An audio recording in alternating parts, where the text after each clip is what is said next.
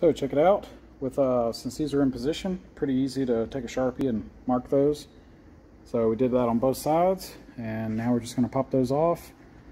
I suppose center punch, and then, you know, let me think about this before we do it. But I've got a drill that we could use that I might actually employ for this, a step drill. Because the problem with hand drills when you're drilling sheet metal, they're bad about like tearing the metal and doing dumb stuff. I think step drills are better for that, and I have one, so I think we're going to give that a shot, see how that goes.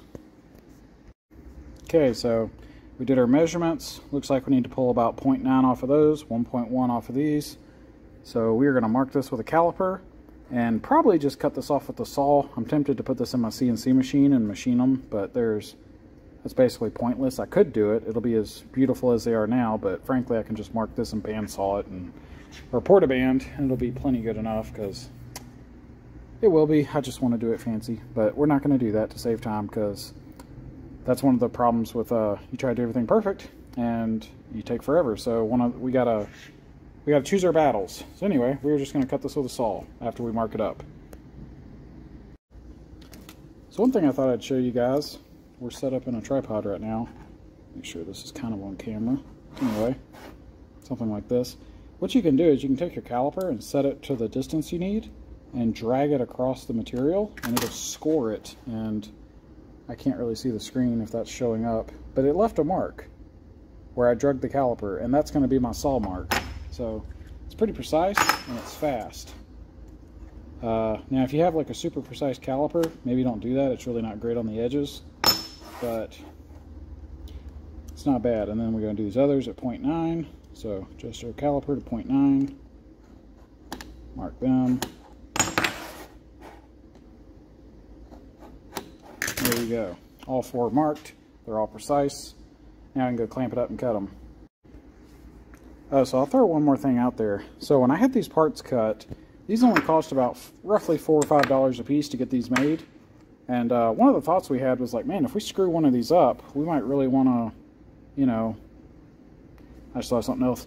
But we wanted to be able to not have to remake these. So I actually bought, see there's 2 spares there, 2 spares there. So that was kind of cool. Now one thing I just realized that I'm about to check is what is the length difference between these? Because curiously, these are shorter and this needs to be shorter. So I wonder if I could substitute these for the long ones. We're going to investigate that real quick.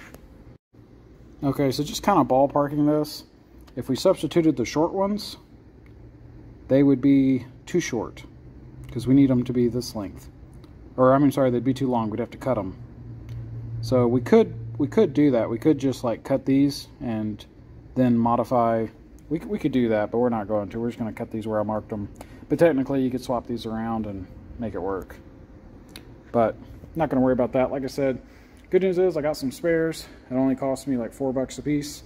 So I figured if I use them, great. One thing I thought was like I might do 6 seat brackets instead of 4. So I'd have some extras. And then, you know, even if I don't use them now, you never know when you might could use a bracket like that in that shape for something. So anyway, I'm going to go cut these.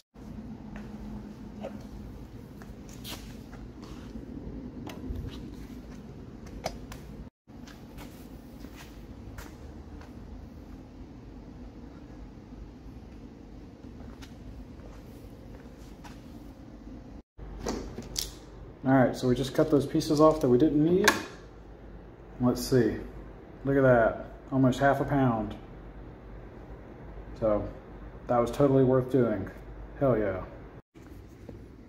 Okay, so, we got a little ahead of ourselves a minute ago, and we had to redo our brackets and shorten them, which we did.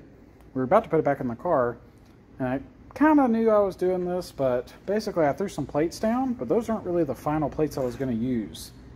And let me show you why that kind of matters. This is going to be hard to catch. So here it's kind of obvious that this is way up off the floor. But what's actually the case is the floor just drops right here. It's not my plate. My plate is fine. But you can see it would teeter-totter depending on how it's laying in there. We have the same problem in other places as well. So what I did was I put these big plates in, and it kind of worked, but it's not really the final plates. And that could come back and bite me. So I realized, I was like, you know, I need to put the real plates where they're actually going to be and build the brackets to that. Because otherwise, you'll get your brackets right, and they'll be final, and then when you do your plates, they'll change height, and then of course your brackets don't work anymore. So cart before the horse, all that stuff. So we cleaned up this little section a little bit, and we started working on our plates. So this one is essentially a 6x6 that we just cut in half. So now it's 3x6. And that's basically what I'm going to use. It looks overkill. So let me show you what I mean. So this bracket is a 1/4 inch thick, which is beefy. So when you look at the plate that it attaches to, that is more plate than necessary. I mean, I actually had considered doing this, where I cut that line and just have a square. And that's probably more like it, a 3 inch by 3 inch square. That's probably all you need for a seat bracket. But if you do this, it is damn sure overkill at that point, because you're going to have 4 of these holding the seat in. So I mean, it's way overkill, but that's kind of what I want. I'm trying not to just add excess weight to the car, but safety is actually pretty important. And one thing I've heard in racing is that a lot of people neglect the seat rigidity, and I kind of know what they mean. I've been in some race cars, and I've also seen people do this too, where the seats are not really as rigid and strong as they should be, and the driver moves around, and it really makes the car hard to control at the limit when you're trying to control pedals or a shifter or a steering wheel, and your position is moving around in the vehicle. So plus, if you ever get in a wreck, that's a big thing. So we're kind of going overkill on these. So to that point, let me show you what we're doing. So this wall back here is slightly curved, and then on top of that, there's some welds in that corner, so I can't just I'll show you what I mean. If I take the plate and I push it up here, it wants to roll. It doesn't want to go into that corner exactly.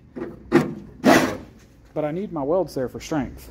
So what we did, and this took a little while, these are the 2 that are going to go back there. So what we did, we beveled this edge. Let's see if I can try to get this to show up on camera. So this has a bevel, it's like an angle that's been grinded into the metal. And then those 2 pieces, I told you there's a slight curve. So we have, this angle was cut. So these 2 actually, that edge there follows the curve of the car. This bevel allows those welds to tuck under that. So then this edge pretty much just butts up right to the metal. So it gives us like maximum strength. And then I drew these lines on here so that when I set this here, I can weld it and I can get this lined up correctly. So that's important. We also beveled the edges where we're going to weld them. So you don't have to do that, but you really should. It makes for a stronger weld. So basically, this material, the stuff I'm going to weld with, is a lot stronger than this base material, and it's pretty ductile.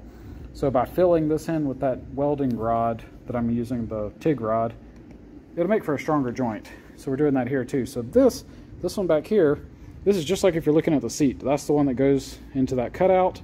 This is the one that goes on the other side. This one can just be straight because it's just going up against the rocker box. But again, 2 of these welded together basically makes a 3 inch by 12 inch, and tying them together kind of gives you some additional strength, because that way if one of these is ever pulling, it's also hooked to the other one, so they kind of move together.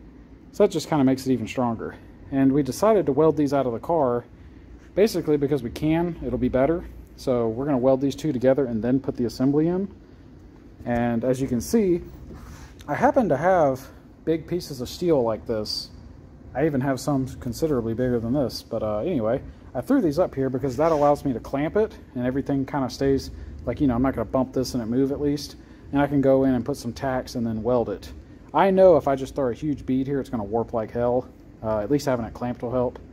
So we'll think about that. We might just do this in pieces, like weld, tack, tack, tack, tack, tack, fill it in that way. That seems to help minimize distortion. So we'll probably do that. But yeah, this was actually, like I said, we kind of got ahead of ourselves.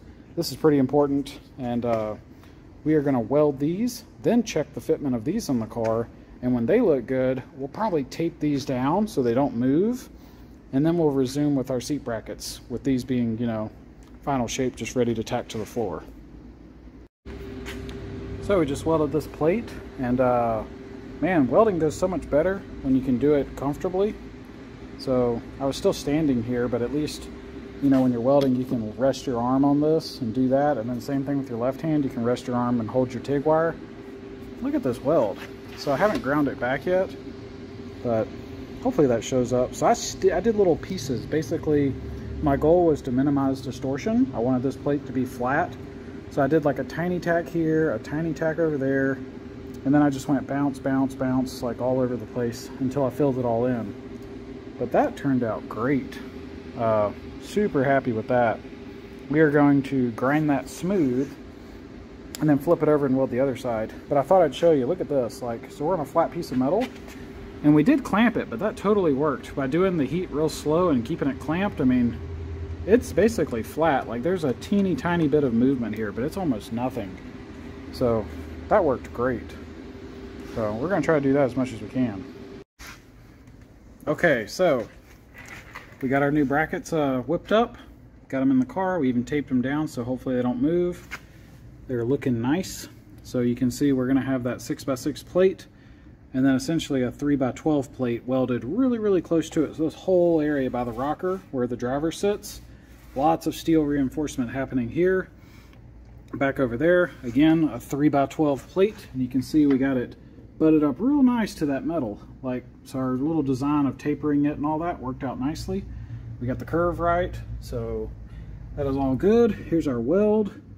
Very happy with how that turned out. And again, no distortion. Like, clamping it and doing those little tack welds. Someone in the comments a few videos ago I posted, well, okay, by the time you're seeing this, that was a lot of videos ago, but somebody posted that when I was welding stuff, that, you know, the heat distortion, welding too much, causing problems, definitely the case. I stitched these together and it worked so much better.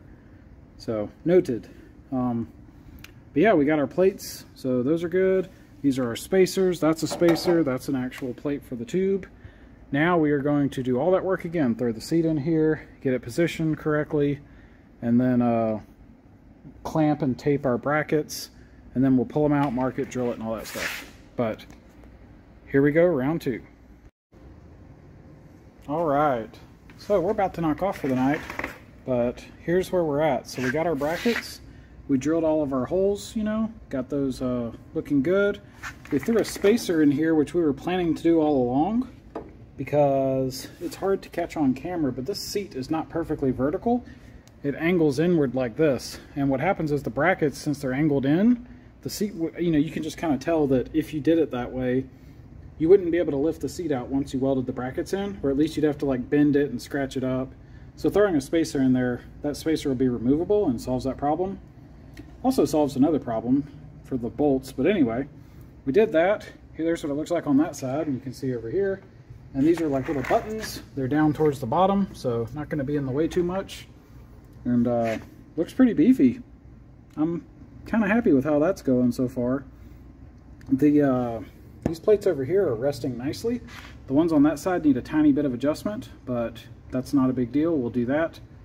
Over here, tack welding these to the plates, I've got enough access that I can definitely reach in there with a MIG welder and tack those. On this side, I can't get a MIG welder on any of these. There is just no room. Maybe that back one, if you got lucky, you might be able to tack it, but these two are hopeless.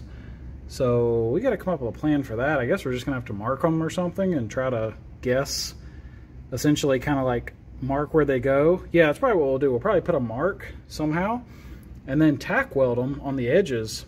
Yeah, I think I just figured this out.